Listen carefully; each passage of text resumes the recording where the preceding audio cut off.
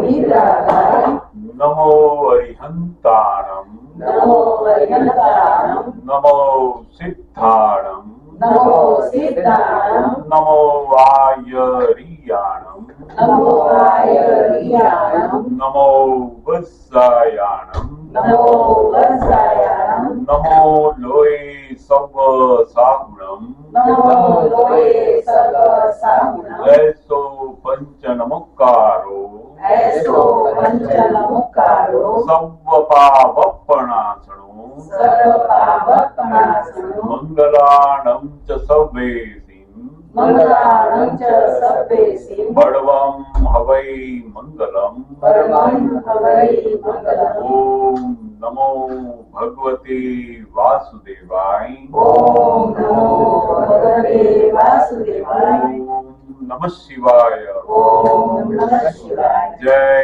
સચ્ચિદાનંદ જય સચ્ચિદાનંદ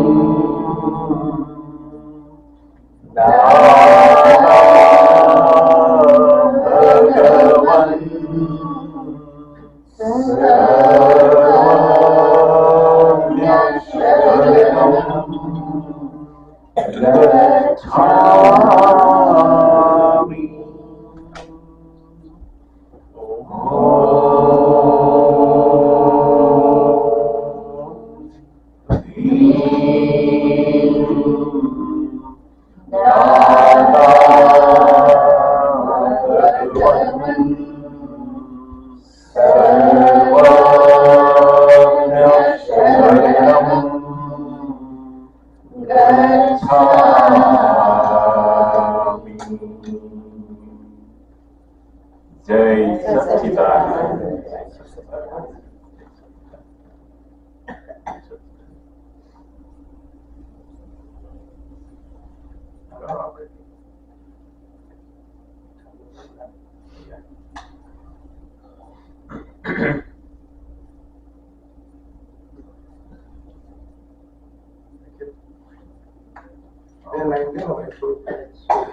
બોલો.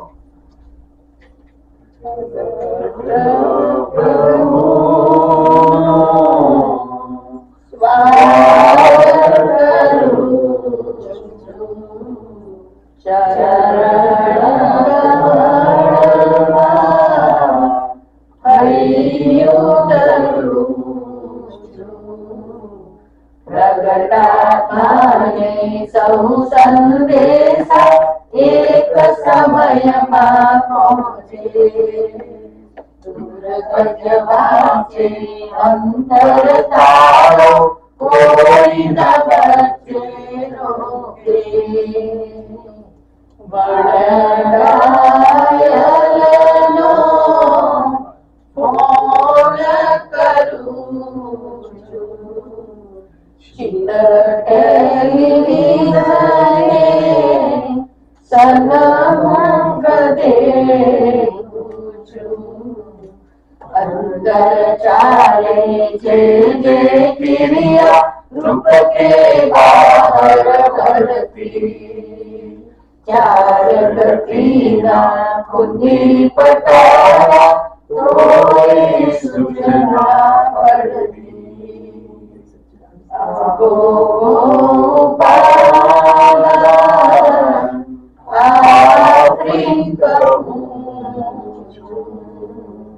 વિના ત્યાગ સ્વરૂપે અમને દીધું નિજ સ્વરૂપે આદિનાથ અમારા. અમને દીધું નિજ સ્વરૂપે આદિનાથ અમારા. કોઈ કાળે ક્યારે જયા નહીં પરગટ મોક્ષ દુલારા. કાળે ક્યારે જયા નહીં પરગટ મોક્ષ દુલારા. જગતનો સાધો તોડી જીવું છું. મૂળ મોક્ષ સાધો છોડી જીવું છું. દ્વિયોગી રાત્રિ સપનનમાં દિવસે દીવા સ્વપ્ને.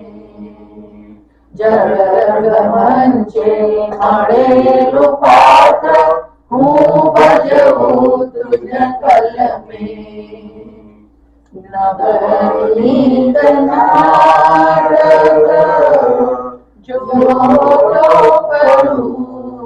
છું કવિ રૂપે આવનો ગાયક ચરું છું નિજ રણોત્સવ આનંદ મહોત્સવ આનંદ સે પરમાનંદ નિજ રણોત્સવ આનંદ મહોત્સવ आनंद से परमानंद स्वगुण रूपाधिक लक्षामृत हे जय सच्चिदानंद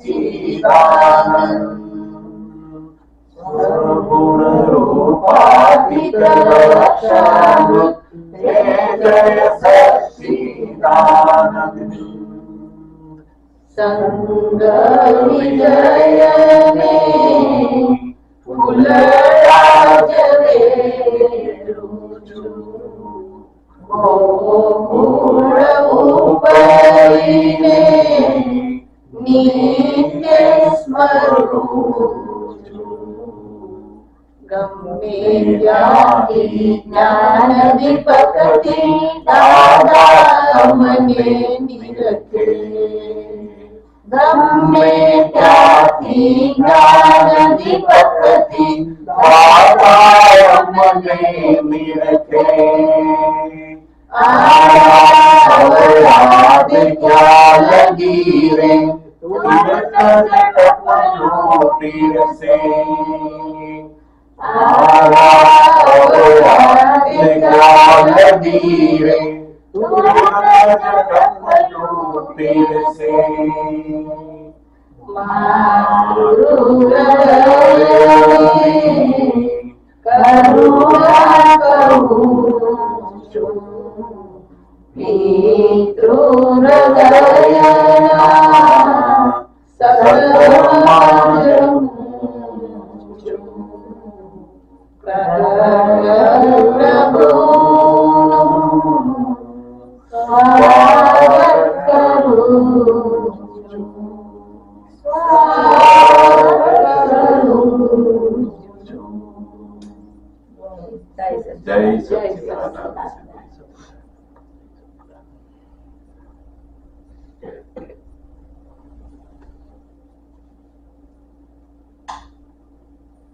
કઈ વાતચીત કરો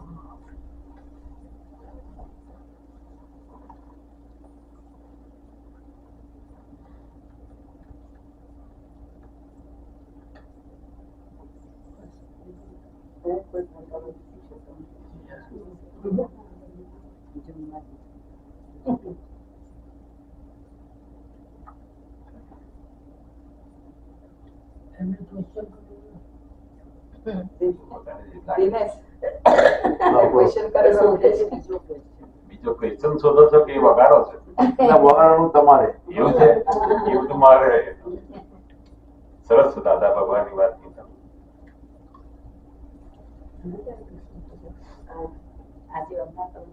ના હોય તો શોધી આપો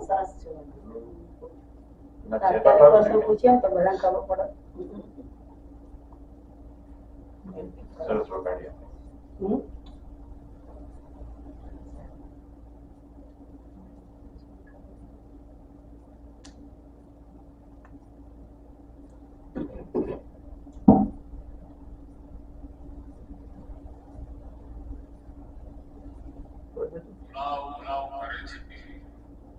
જેટલું મૌન પકડશો એટલી બુદ્ધિ બંધ થશે બુદ્ધિ બંધ થશે એટલે મૌન થાય આ વાણી જે બોલાવ બોલાવ કરે છે તે બુદ્ધિ બોલાવ બોલાવ કરે છે બુદ્ધિ અને અહંકાર બે ભેગા થઈને વાણી બોલાવ બોલાવ કરે અને મૌન થશે ત્યાર પછી બધું પાછું ફરશે બુદ્ધિના બારણા બંધ થાય ત્યારે મોક્ષની તૈયારી થાય બુદ્ધિને લઈને સંસાર છે જેને બુદ્ધિ નથી તેનો સંસાર વિલય થયા કરે છે. આ જનાવરો ને બુદ્ધિ નહીં, અહંકાર કરો, બુદ્ધિ નહીં એટલે અહંકાર વિલય થયા કરે. જય સચ્ચિદાનંદ. જેટલું મૌન પકડશો. બહુ સુંદર વાત છે આ કે મોક્ષ એટલે કોઈ પણ સંયોગ આપણને બંધનરૂપ ના લાગે. મોક્ષ એટલે શું છે તો કે કોઈ પણ પરિસ્થિતિ આવે એ પરિસ્થિતિ આપણને બંધનરૂપ, અકળામણરૂપ, કંટાળારૂપ એવું જયારે આપણને ફીલ જ ના થાય કે આમાં કંટાળો આવે, આની અંદર મને ગમતું જ નથી, હવે આ ક્યાંથી આવી ગયો, બધું બધી જાતની કહેવાય ને કે અકળામણો બધી બિલકુલ એમાંથી મુક્ત થવાય છે. તો કે શેનાથી? કે આ બુદ્ધિ જેટલી ઓછી થાય એમ દરેક સંયોગોમાં આપણે બહુ જ સરસ રીતે એની અંદરથી પસાર થઈ શકીએ છીએ. મોટા ભાગે પરિસ્થિતિ બદલાય નહીં, પણ આપણી સમજવાની, આપણે એને જોવાની, એની અંદર કેવી રીતે રહેવું એ આપણને આવડી જાય છે તો આપણે એ જ પરિસ્થિતિને બહુ સરસ રીતે પસાર થઈ જઈએ છીએ. દાદા ભગવાનનું આપણને જે સાયન્સ મળ્યું છે એનું આ જ બહુ મોટી ખૂબી છે કે કશું જ કરવાનું નથી અને છતાં પણ આપણે અહીંયા દેહ સાથે મુક્તતાનો અનુભવ કરી શકીએ. કશું કર્યા વગર મુક્તતાનો અનુભવ કરી શકીએ. મોટાભાગે ના ગમતી પરિસ્થિતિઓ લોકો છોડીને જતા રહેવાનું શીખ્યા હોય, આપણને ના ફાવે. જયારે આપણને આ જ્ઞાન દાદા ભગવાનની દ્રષ્ટિ બધી વસ્તુ એવી સમજાય છે કે ઓહો, એક ના ગમતી અવસ્થાઓમાં પણ આપણે બહુ જ સુંદર રીતે એને નિભાવીને બહાર નીકળી શકીએ. બહુ અદભુત આ કે જેટલી પોતાની બુદ્ધિ બધી જે છે એ ઓછી થાય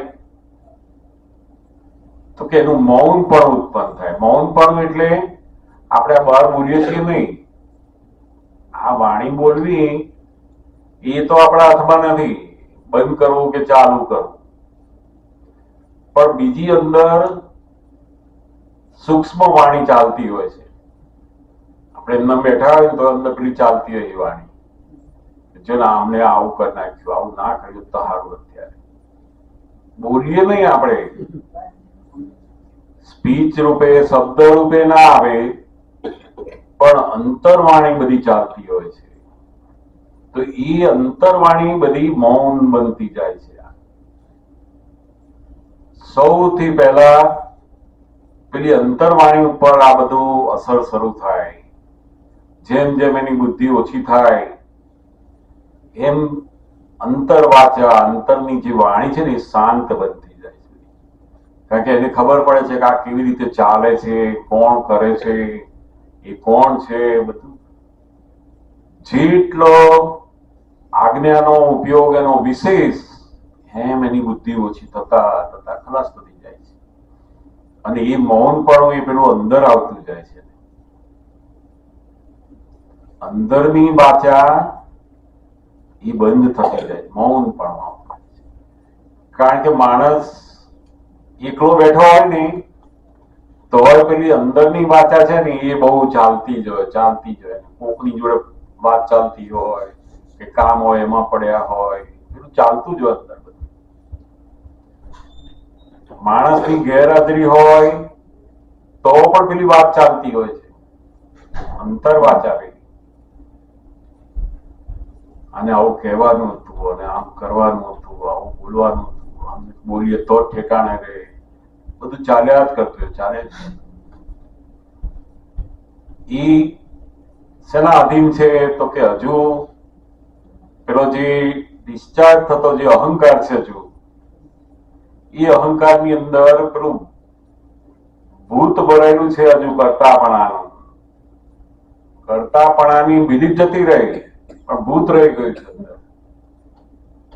એની અસરો બધી રહી ગઈ છે.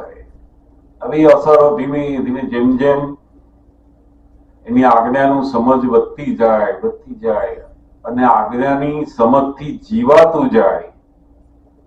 તમે રોજ તમારા દરેક સંયોગોની અંદર આજ્ઞા પ્રમાણે જીવતા થાવ, તેનું પરિણામ પછી આ આવતું જાય છે. સમજાય ને? પૂછજો, વચ્ચે વાત પણ પૂછાય બધી. આપણે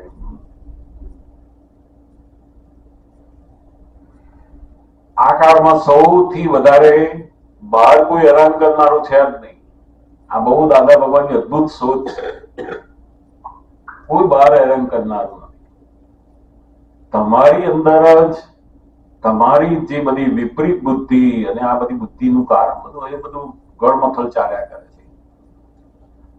રાત પડી હોય જો બુદ્ધિને કઈક આવ્યું અંદર, ફલાણા માણસને તો કાલે આમ કરવાનું જ હતું, આજે આમ કરવાનું હતું, અને તો કલાક સુધી હોવા ના દે આપણને.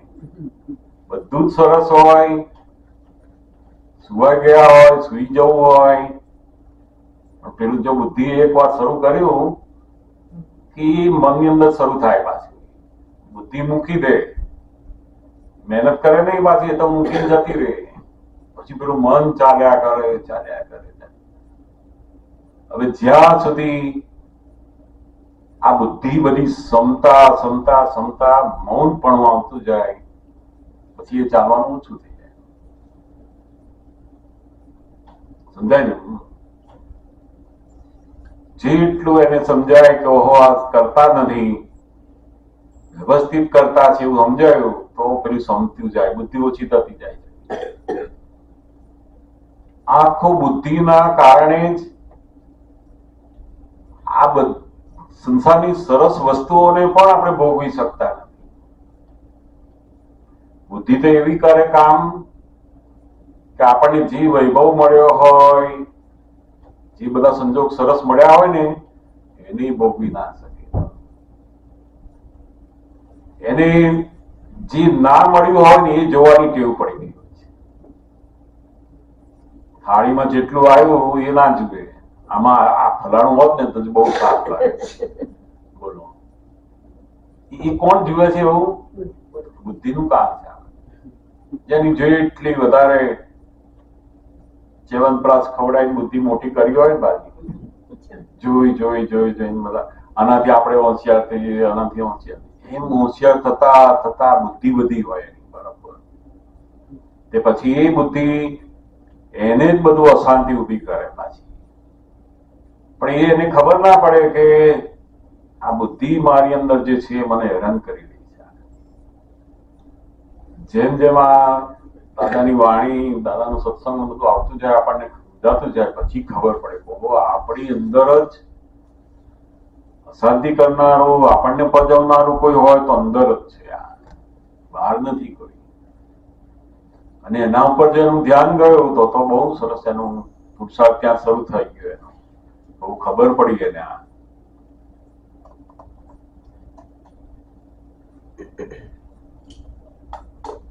જેમ જેમ એનો અહંકાર બધો ઓછો થતો જાય, ડિસ્ચાર્જ ભાગનો અહંકાર પણ ધીમે ધીમે ખાલી થતો જશે. જેટલો સત્સંગમાં આવે, સમજણ વધતી જાય, એનો ઉપયોગ વધતો જાય, એમ બધું ખાલી થતું જાય. અને જેટલો એ અહંકાર ખાલી થયો એટલી બુદ્ધિ ખલાસ થઈ. બુદ્ધિને જો સપોર્ટ ના કરો ને તો અહંકાર એની માટે જ ખાલી થાય. દાદાનું કહેવાનું શું છે એમાં? તો કે આપણે પેલી બુદ્ધિને હજુ સંગ્રહી રાખીએ છીએ. ના, હારી છું, તું હારું મને બધું બતાવે છે, તું મારું સારું, એનાથી આપણે સારા દેખાઈએ છીએ. બુદ્ધિ શું કરે, આપણે સારા દેખાવામાં ભાગ ભજવે છે અને એના કારણે પેલો અહંકાર રહ્યા કરે. તો અહંકાર એવું નથી.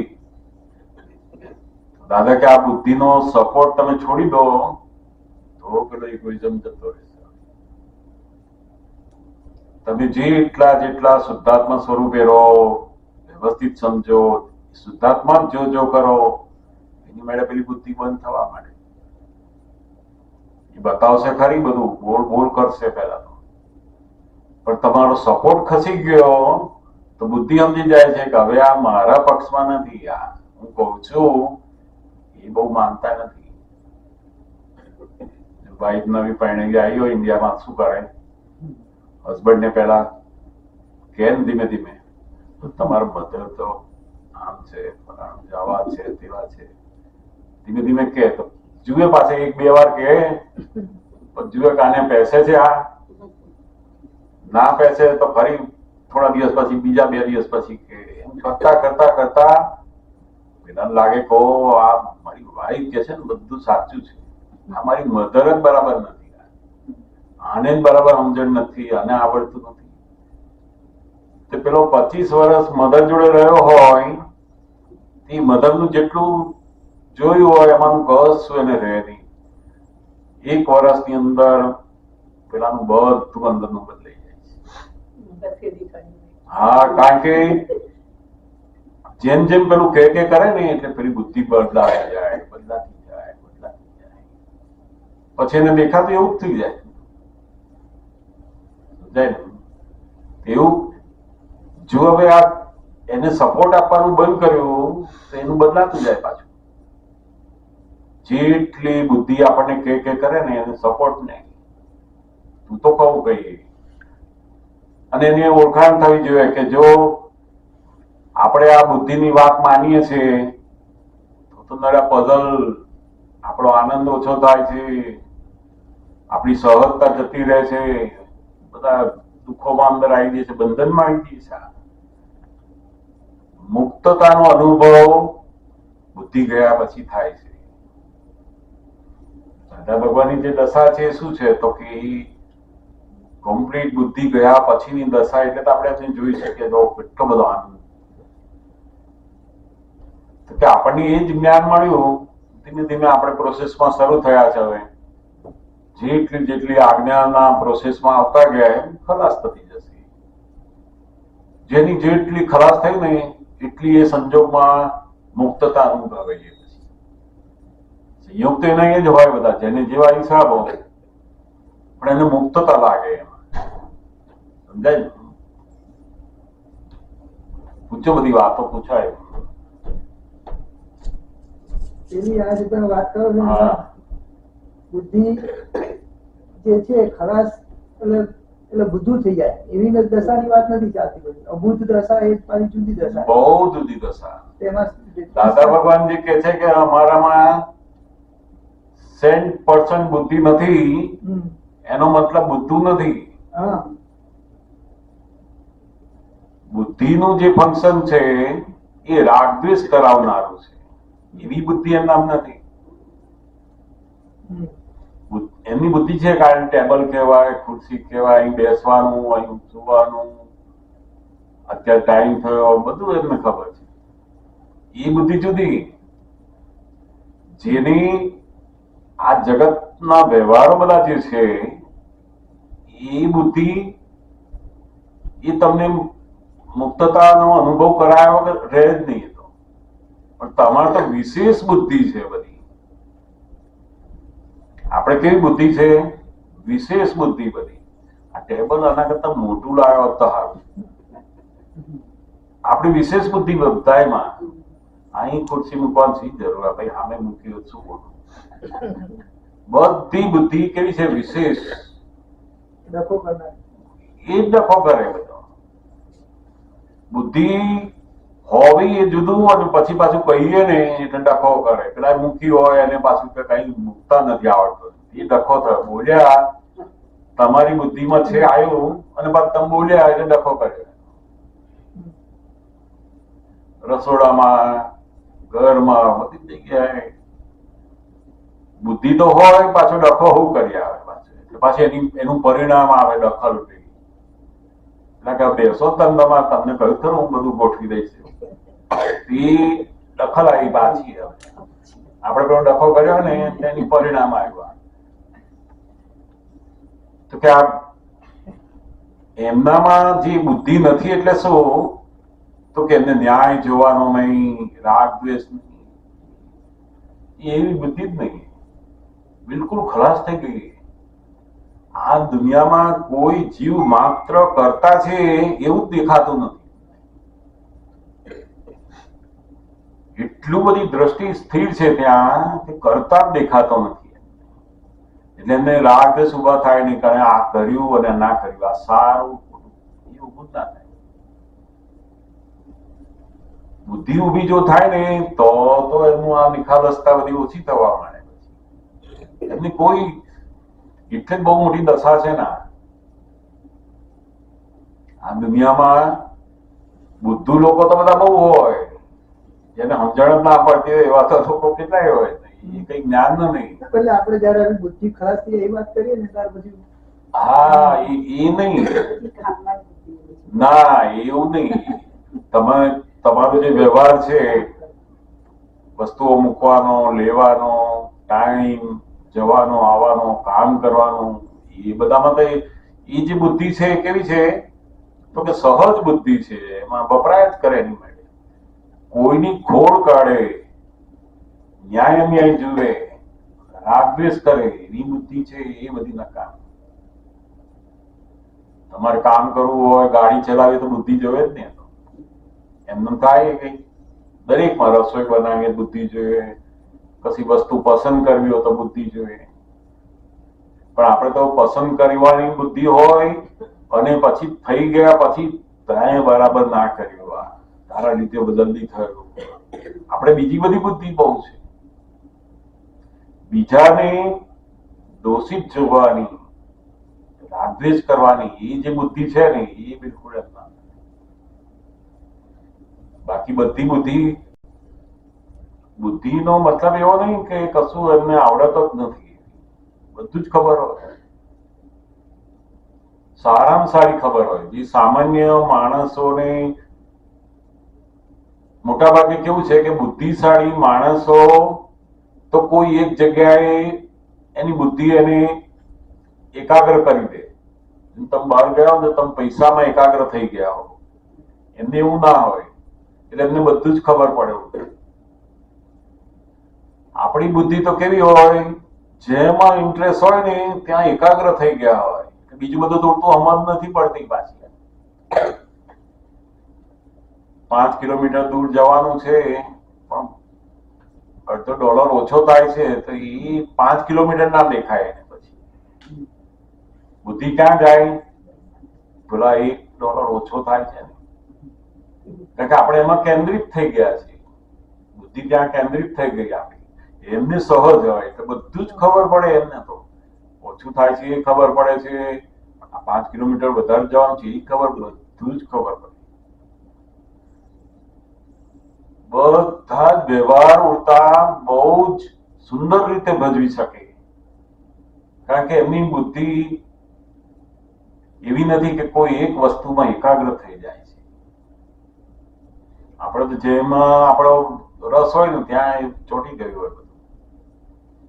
એમની એવું બહુ સહજ હોય. એટલે એમનામાં બધી બુદ્ધિ હોય એવી. કપડાની, કઈ ક્યાં જવાનું, ક્યાં પહેરવાનું, બધું જ હોય. કોઈ જગ્યાએ સત્સંગમાં જવાનું તેવા કપડા પહેરે, ગુરુ પૂર્ણિમા આવે તેવા પહેરે, બધું જ હોય. પણ એમને રાગ દ્વેષ ના હોય. કોઈ એમના કપડા ઉપર ડાઘો પાડી દે, એકદમ પડી જાય, ટોપી પડી જાય, કઈ કશું સહજ એકદમ. કેમ? તો કે એમની બુદ્ધિ નથી એવી હું આનાથી જ સારો લાગીશ. એમની જે બુદ્ધિ વગરની દશા છે તો બહુ જબરદસ્ત દશા. એટલે જ એમણે કહ્યું ને કે હિન્દુસ્તાનમાં જ્ઞાનીઓ તો બધા બહુ છે પણ બુદ્ધિ વગરનો કોઈ ના હોય. તમે જો બધા જ્ઞાનીઓ તો કેટલા બધા હોય, જાત જાતની વાતો, જાત જાતની બધું અજ્ઞાન બધું કેટલું કહેતા હોય. પણ કેવા હોય? આના કરતા હું ચડિયા હતો, પેલો આના કરતા હું ચડિયા હતો, હું કઈ કામ જાણું છું. બધા જેવા હોય. એનામાં બુદ્ધિ નથી એટલે શું? તો કે નો કોમ્પિટિશન. બસ થાય એમાં કોમ્પિટિશનમાં આવતા નથી. એટલે બહુ બુદ્ધિ નથી એનો મતલબ કે એમને બધી વિપરીત બુદ્ધિ જે છે, આ બધી જે બધી અંદર અશાંતિ કરનારું છે, બંધનનો અનુભવ કરાવે છે, એ બધું નથી. બાકી નોર્મલ બુદ્ધિ આપણા જેવું જ હોય બધું. એમને ખબર પડે કે આ અહીં બેસવાનું, ખાવાનું, ફલાડે જવાનું, ટાઈમ બધું જ ખબર હોય એમને. સમજાય ને? એટલે બુદ્ધિ તો હોય એવી, વ્યવહારની બધી બુદ્ધિ હોય અને આપણા કરતા શ્રેષ્ઠ હોય, બહુ અનુભવે કરીને આવેલી હોય. આપણને એવું લાગે એવું એમના એક વ્યવહારમાં તો બધું બહુ હોય, પણ છતાંય એ એવા રહેતા હોય કે આપણને લાગે કે એમને ખબર નથી. કારણ કે બુદ્ધિ નહીં હોય, એમને બતાવવાનું ના હોય. એમની આવડત, એમનું જાણકારી એમને બતાવવાનું આવે જ નહીં. બુદ્ધિ જ નહીં. એટલે આપણે તો ન્યૂઝ જાણી રહ્યા તો બતાવીએ ને આપણે. એમને એવી બુદ્ધિ જ નહીં ને. બધું બુદ્ધિનું કામ જ નહીં એમનું.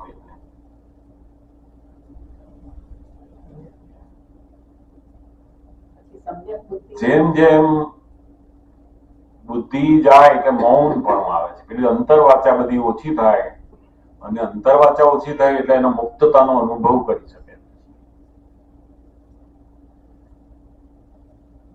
ઘણી વાર કેમ મને એકલા છોડ દો, તમે બધા જતા રહો, તમે હું એકલો રૂમમાં જતો રહું.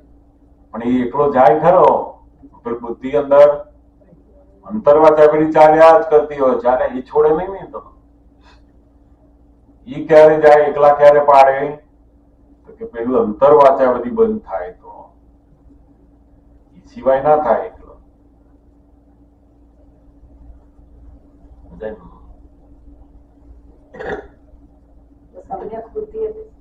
બધું સવળું જુએ, દરેક સંજોગોમાં સવળું જ જુએ. સમ્યક બુદ્ધિ એ તો તમે વાણી સાંભળો, આ બધા લોકો સાંભળે તોય થઈ જાય ને. દાદાની વાણી સાંભળે ને, બધી જ્ઞાન ના લીધું હોય અને બધી વાણી સાંભળે ને તોય સમ્યક બુદ્ધિ થઈ જાય. વાણી સાંભળતા જ થઈ જાય ને બધું. જેમ જેમ એમની વાણી વાંચે, સમજે ને, સમ્યક થતી જાય. પણ મહાત્માઓને તો જે આજ્ઞા ધર્મ પ્રાપ્ત થયો છે એનાથી બુદ્ધિ વગરની દશા સુધી પહોંચી શકાય એવું છે.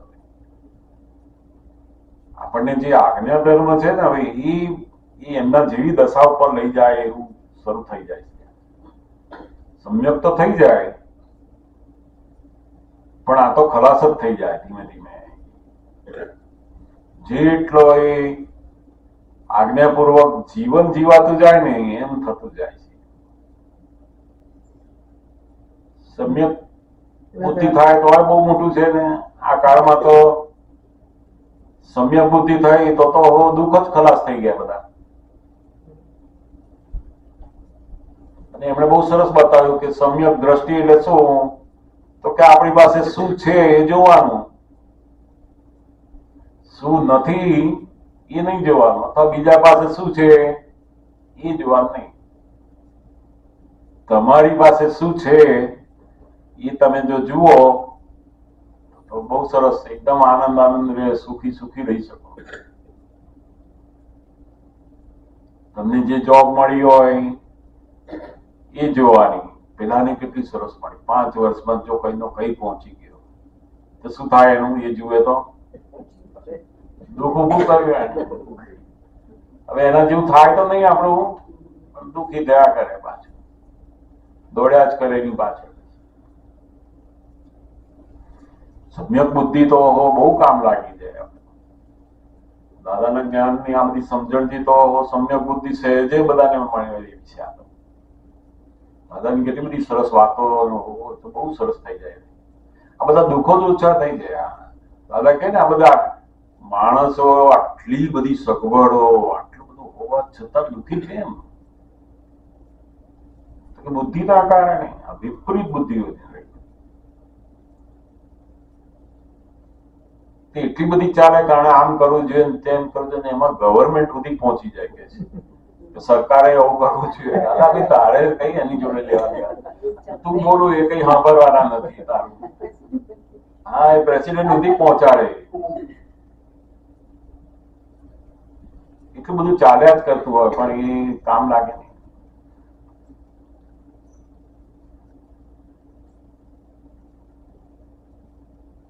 આ કાળમાં સૌથી વધારે આ બુદ્ધિની વાત જે છે એની કે બુદ્ધિ એ જ તમને આટલી બધી અશાંતિ ઊભી કરે છે. બહુ અદભુત વાત.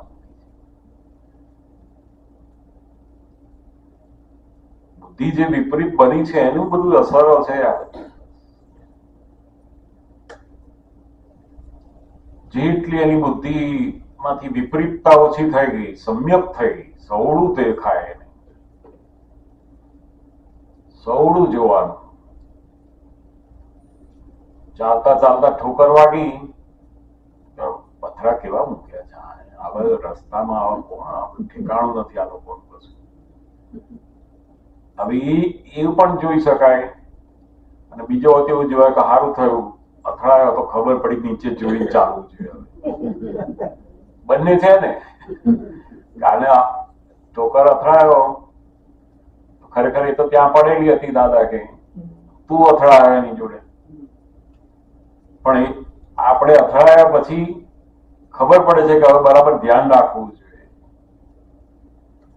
તો એ તમે જુઓ તમારી સમ્યક બુદ્ધિનું કામ કર્યું. આપણે જાગૃત થયા આમાં. આવા બધા રોડ ઉપર આવી જગ્યાઓ ઉપર જવું હોય તો તારા ધ્યાન રાખીને ચાલવું જોઈએ. જાગૃતિ થઈ. ઘટના એકની એક જ બને છે, જોવાનું જુદું જુદું છે. જેવું એનું જોવાનું, જેવું સમજવાનું, એવું જ એનો અનુભવ થાય. એનું જોવાનું કયું છે એના ઉપર છે. ઘણી બધી અવસ્થાઓની અંદર આપણને આપણી આ વિપરીત બુદ્ધિ બધી માથાકૂટ કર્યા કરતી. મોંઘા ભાવની કેરી લાયા હોય, પૂછે કેટલાની આવી, $30. ખવાતી હશે કે અત્યારે લાઈન શું કરવાનું, અત્યારે બોક્સ લઈને આયા કે તમે તો આવી નથી લઈને આયા કે એના પછી 15 દાડા પછી ખવાત કે છે. હવે એવું જોનારો હોય, બીજો એવું જુએ કે આપણી કેવી પુણ્ય હશે કે $30 વાળી કેરી આવી ગઈ, ખાવામાં હવે આવી ગઈ છે. તો એવું જોનારા હોય ને તો કે આવી તો ગઈ છે ઘરમાં. હવે એને બંને જોનારા જુદી જુદી દ્રષ્ટિના લીધે એનો અનુભવ જુદો જુદો થાય છે. પેલો કકડાટ લાઈટ કર્યા કરે અને કેરી તો કેરી જગ્યાએ રે, પેલું ચાલ્યા કરે. રસ ખાય ખરો પણ એ રસનો જે આનંદ લેવો જોઈએ આનંદ નથી. બધી વસ્તુઓ મેળવેલી છે પણ આપણે માણતા નથી એને. ગાડી મેળવેલી હોય, ઘર, ઓફિસ બધું મેળવેલું છે, મોટા મોટા બાથરૂમ, માણો છે કેટલી વાર એને. એનું તો રવા દેવાનું છે. ઇન્ડિયા વાળા નહીં આવવું છે.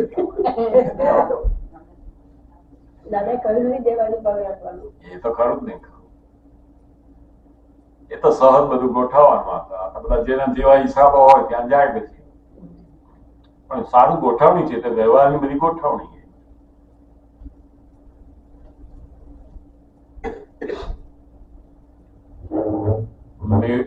મેળવેલી વસ્તુને માણવાનું આવડે ને તો સમ્યક બુદ્ધિ છે. એની સમ્યક બુદ્ધિ હોય તો તમે એને માણી શકો, એનો આનંદ લઈ શકો. તમે મોંઘા ભાવનું આવ્યું, આમ આવ્યું, ફલાણું આવું કર્યું, એ એમાંથી જ બહાર ના નીકળે. જમવા બેઠા હોય ને પછી કે મરચા જ નથી બરાબર. હવે બીજું બધું તો બરાબર છે ને, એ ખાવાને હતા ને. કોઈ બુદ્ધિ શું કરે, વિપરીત વાળું ના હોય ને એની પાછળ પડી જાય છે, ના જુએ, બધું દુખી કરે આપણને, ક્લેશ કરાવે, કકડાટ કરાવે, બધા મતભેદ કરાવે, માથાજીકમાં પડે પાછું. બહુ આપણને તો દાદા ભગવાનની બહુ અદભુત કરી આવ્યું આપણને. આખી વિપરીત બુદ્ધિમાંથી બહાર, નહીં તો આ કાળમાં તો મોટા મોટા ભણેલા માણસો હોય ને પણ એમાંથી બહાર નીકળી શકે. આમાંથી બહાર નીકળવું વિપરીતતામાંથી બહુ અઘરું.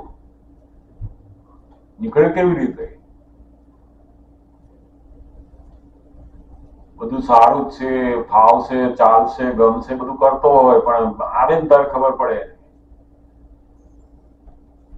એ બધું જ્ઞાન બીજાને કહેવા માટે સારું, પણ એને જયારે આવે એવા સંજોગો ત્યારે એને રહી શકાય નહીં. કારણ કે જ્ઞાન કેવું છે, શુષ્ક, બધું બધી વાતો છે. અને દાદા ભગવાન તો આપણને મેથડ બતાવશે કેવી રીતે એને સમજવું, કેવી રીતે જીવવું, કેમ બને છે બધું. આખી મેથડ થી આપણે ફોલો થઈએ છીએ એટલે એને જીવી શકાય છે. બહુ સરસ કામ કરે. સમ્યક બુદ્ધિ તો બહુ કામ કરે. આપણે તો અહીં સત્સંગમાં રહેતા રહેતા એની મેળે સહજ બનતી જાય સમ્યક બુદ્ધિ. મહેનત ના કરવી પડે. સત્સંગમાં હોય ને તો એ બધી વાતોથી થતી જ જાય. દાદા કે અમારી વાત સાંભળ કરે ને સમ્યક બનતી જાય. એ વાણી અંદર ઘૂસે એટલે તમને બધું ચેતવે, પછી સમ્યક થતી જાય.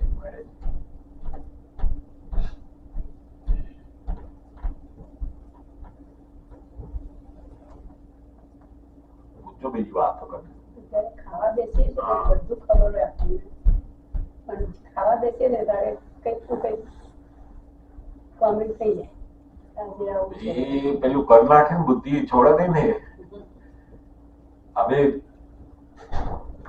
જેમ જેમ તમારો આવો, જય સચ્ચિદાનંદ, જય સચ્ચિદાનંદ. જેમ જેમ તમારો ઉપયોગ તમારા પોતા ઉપર આવે એટલે અંદર જેવું બોલે ને, તમે એના જાણકાર થાવ ને, અને ત્યાં જ્ઞાન એપ્લાય થયું કે પેલું વાણી રૂપે આવતું, એની મહેનત બંધ થવા માંડશે. વાણી સુધી આવી જવાનું કારણ શું? તો કે અંદર આવ્યું પછી પેલો ઉપયોગ ત્યાં જતો નથી, અને સદબદથી બહાર નીકળી ગયા પછી ખબર પડે. આપણી જાગૃતિ શબ્દ રૂપે આવી ગયા પછી એની બધી અસરો આવે, ત્યાં પેલી જાગૃતિ આવી ઉઠી જશે. હવે જો જાગૃતિ વધતા વધતા તમારા ઉપર આવે ને અંદર બોલે, ત્યાંથી જ તમને ખબર પડે ને એટલે એની મેળે વિસરાઈ જાય.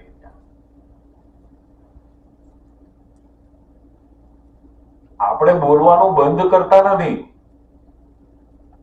ના બોલવું એવું કરતા નથી, પણ પેલી જાગૃતિ આ શબ્દોને એની માટે સ્ટોપ કરી દે છે.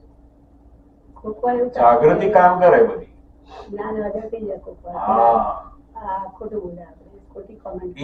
એ કોમેન્ટ થયા પછી ખબર પડી, એ પણ જાગૃતિ છે.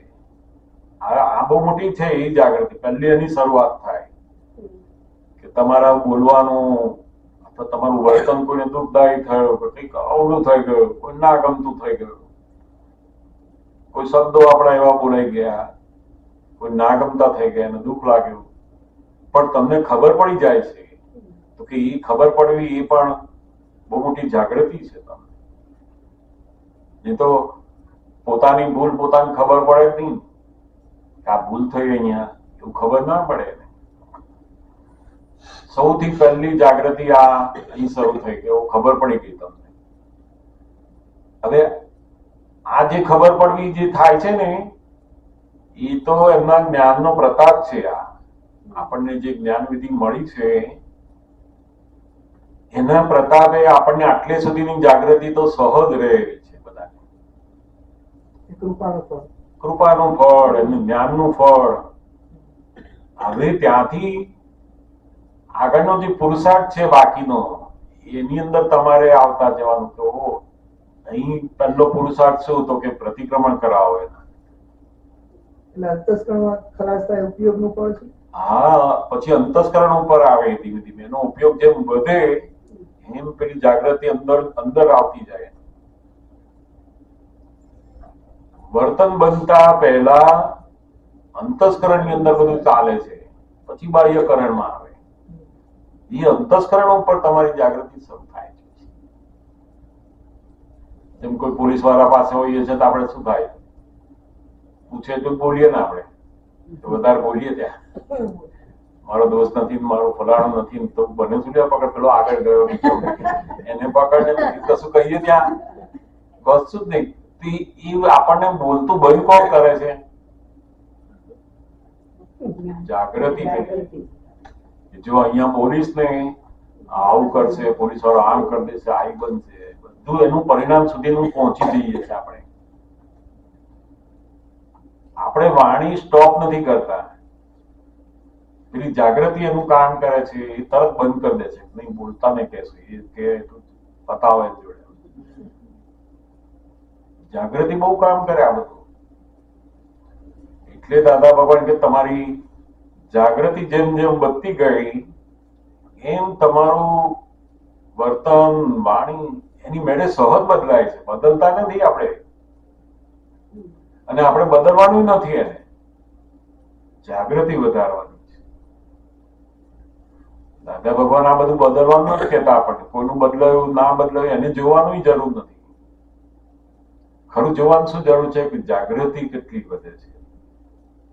જેટલી જાગૃતિ વધે એમ એની વાણી બદલાશે, એનું વર્તન બદલાશે, બીજાને દોષિત જોવાનું બદલાશે. આપણને જે દોષિત દેખાય છે બધું એવું બદલાતું જશે.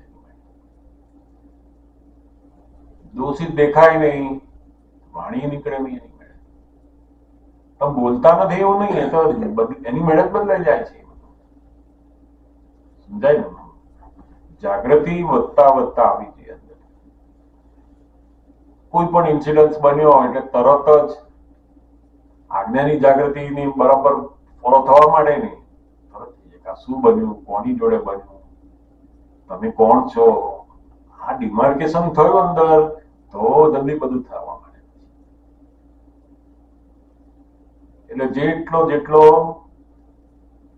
આપણો આજ્ઞાનો ઉપયોગ એ તમારા જીવન વ્યવહાર સાથે જોડતો જાય તો સરસ થતું જાય છે.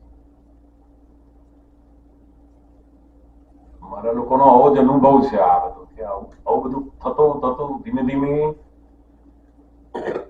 દાદા ભગવાનની રોજિંદા વ્યવહારની અંદર કેવી રીતના આને ઉપયોગ કરવો એ શીખતા ગયા. પછી આપણે બધી વાત સાંભળી હોય, બધી જાણતા હોય, બધું રોજિંદા આપણા જીવનના પ્રસંગોમાં આપણે કેવી રીતે એનો ઉપયોગ કરવો, જીવવું હોય એની અંદર, એ મેથડ કરવાની. અને એ જો આવતી ગઈ ને તો તમને બધા અનુભવ ઉપર શરૂ થશે. આપણે આમાં સરસ રીતે અનુભવીએ છીએ, આપણે મતભેદ પડતા નથી, એની જોડે અથડામણ થતી નથી, બધું એનું પરિણામ આવતું જ જાય. પછી જાગૃતિ વધી ને નહીં, સમજે ને? આ કેવી રીતે બને છે, કોણ કરે છે, બધું જાગૃતિ આવે છે. તમે જાણેલું છે એ અનુભવ નહીં આપે. તમે જાગૃતિમાં આવશો તો અનુભવ આવશે. તમે કેટલું જાણ્યું છે એ અનુભવ નહીં આવે. તમે એનો જાગૃતિમાં એટલી વસ્તુમાં એ અનુભવ શરૂ થયો. ધીમે ધીમે ધીમે દાદા ભગવાનની જોડે રહેતા રહેતા પછી એ શરૂ થાય કે દરેક પ્રસંગની અંદર પેલી આજ્ઞાની જાગૃતિનો ઉપયોગ કરતા જાઓ. અને એ ઉપયોગ કરતા કરતા કરતા પેલું વર્તન વાણી બધું બદલાતું જ જાય. એની સહજ બદલાતું જાય છે. સમજાય? પેલું અંદર તો બૂમ પાડે આપણને કે જો આ બરાબર નથી, આ ફલાણું આમ નથી, આવું તો સર. પણ જેવું અંદર બૂમ પડે ને એટલે તમે જોનાર થઈ જાઓ. ત્યાં આપણે શું થાય, પેલો બૂમ પાડે ને એ સીધી બહાર આવી જાય છે. અંદર જે બોલે છે એ બહાર આવી જઈએ છે આપણે. અંતસ્કરણમાં બૂમ પડી કે બહાર આવી ગઈ, બહુ ફાસ્ટ થઈ જાય છે આ બધું. તમારી જાગૃતિ વધે ને એટલે અંતસ્કરણ ઉપર એટલા બધા તમે હો કે તમને ખબર પડી જાય કે આ બુદ્ધિ આ બૂમો પાડવા માંડે છે, એટલે એને કહો કે બધું વ્યવસ્થિત છે, બેસતું. જેવા તમે એનાથી જુદા પડ્યા, તમે તમારા સ્વભાવમાં આવ્યા, તમારે જ્ઞાતા સ્વભાવમાં આવ્યા, એની મેળે થતું જાય છે.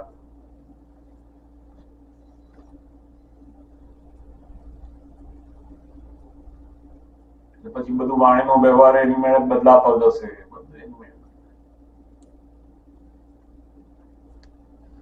સમજે? સરસ છે. એમાં કરતા કરતા અનુભવમાં જતા જતા જવાય છે આ બધું. એટલે દાદા કહે છે કે બન્યું તે ન્યાય જે એક્સેપ્ટ થશે બહુ મોટું વાક્ય, બહુ મોટું વાક્ય, બહુ અદભુત વાક્ય છે, બહુ મોટું વાક્ય કરે. જો આ વાક્યને પકડી લીધું એને બરાબર અને એની પુરુષાર્થમાં મૂક્યું એની જાત ઉપર, તો આપણી બુદ્ધિ ખલાસ થવા માંડે. બન્યું તે જ ન્યાય. બહુ જબરદસ્ત છે આ તો. કારણ કે છેલ્લામાં છેલ્લી બુદ્ધિ ક્યાં સુધી આવે? સત્ય અને અસત્ય ઉપર. આ સત્ય અને આ અસત્ય એના ઉપર. હવે જે બન્યું હોય એને જ તમારે ન્યાય માનવો, બહુ મોટું કામ છે. કારણ કે બુદ્ધિ સ્વીકારે નહીં.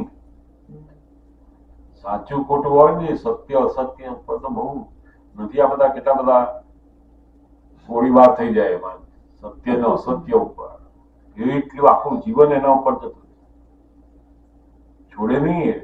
અને આ સત્ય એ તો પોતાના રિપોર્ટ નું છે. હા, પણ તોય છોડે નહીં, છોડાય નહીં ને એનાથી. એટલે ત્યાં પેલું બન્યું તે જ ન્યાય. હવે અહીંયા બીજું ન્યાય જોતો જ નહીં. કારણ કે બુદ્ધિનું કામ જ એ છે કે ન્યાય અને અન્યાય, ન્યાય અને અન્યાય, સાચું અને ખોટું, આ સારા અને આ ખોટા, આ સારા સંયોગો, આ ખોટા સંયોગો, બધું કળ કળ કર્યા જ કરે. બુદ્ધિનું કામ જ આ છે.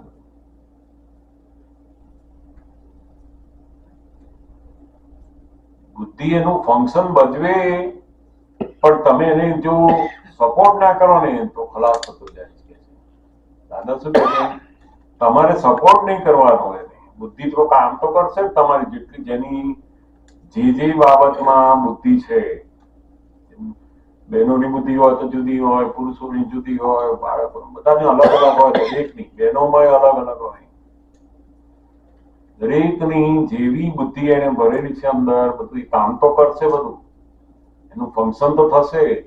પણ તમે સપોર્ટ ના કરો ને તો છૂટ્યા ત્યાંથી. નહીં, હવે હું એને સપોર્ટ નહીં કરું.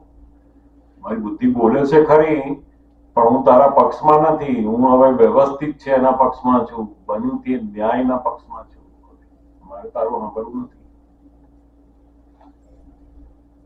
એનું સાંભળીને એને એ કેમ કરતા થઈ ગયા તો પાછું એનું એ જ રહ્યું.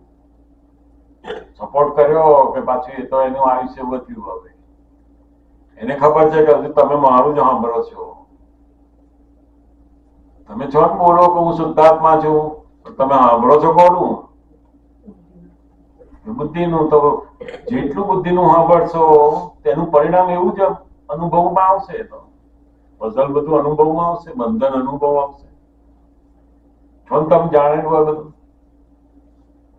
પણ તમે સાંભળો છો બુદ્ધિનું તો એનું પરિણામ પણ એવું આવે ને પછી. સમજાય ને? જેમ જેમ બુદ્ધિ બોલે ખરી, તમે સાંભળવાનું છોડી દો કે નહીં, જ્ઞાનીએ જે કહ્યું છે એમાં મારે રહેવાનું છે.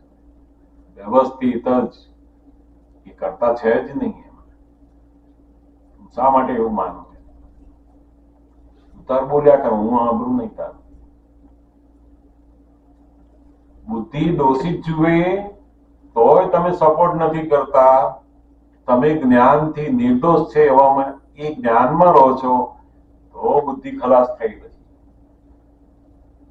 પણ જો બુદ્ધિ જોડે ભળ્યા અને પછી બહાર શરૂ થઈ ગયું, એ બુદ્ધિ બુદ્ધિ સમજી જાય કે હજુ છે મારા પક્ષમાં, એટલે એ પછી તમારે ફેરવા કરે ગોળ ગોળ એમાં.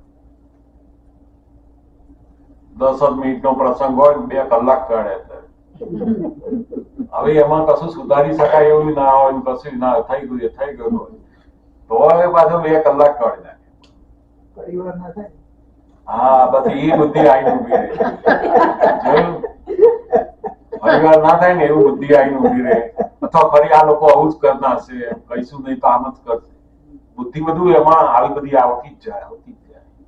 હવે એને કહીએ કે ફરી આ નહીં થાય એની ગેરંટી શું કહીએ?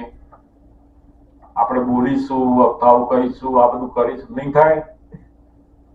આપણે પૂછીએ ને આગળ કે જો હું એને કહી દઉં, બોલી દઉં અને લડી દઉં, બધું કરી દઉં, એને સમજાવી દઉં, બંધ થઈ જશે? તો શું કે બુદ્ધિ પછી?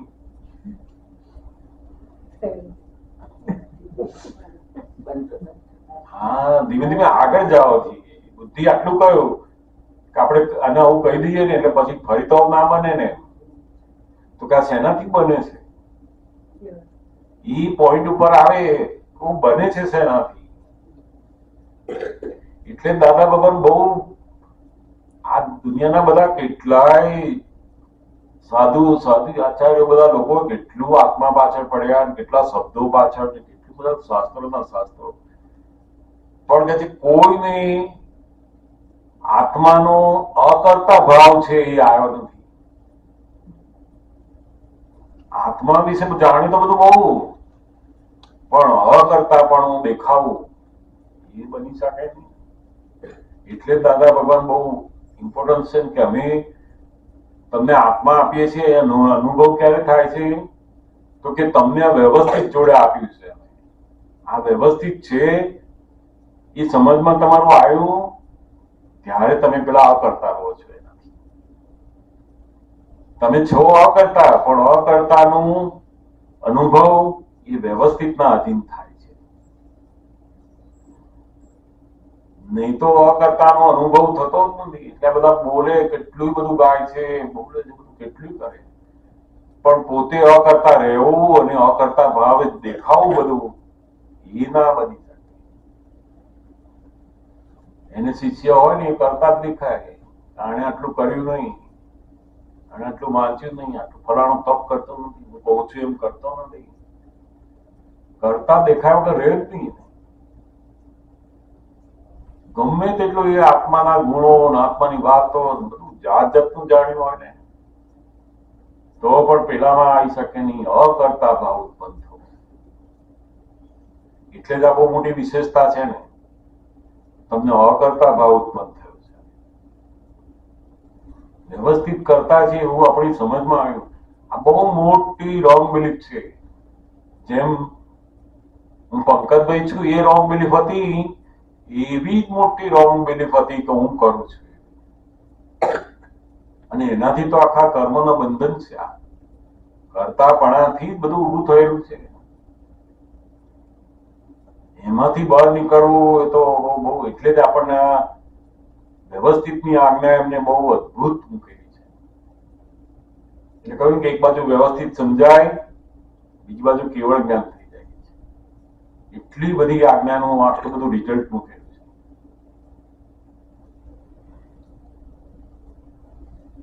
સમજાય ને? ધીમે ધીમે આ જે વ્યવસ્થિત કરતા છે એના સમજણથી શું થશે તો કે પેલી ફરી આ કરવશે, ફરી આવું આવશે તો શું, એ ફરીવાની વસ્તુ ખલાસ થતી જશે. તો ફરી શેનાથી થવા જોઈએ? એ કરતા હોય તો કરવાના છે. કરતા વગર કેવી રીતના કરી? એમના હાથમાં છે નહીં. એ બધું કેટલા બધા એવિડન્સીસ આવશે ત્યારે થવાનું છે.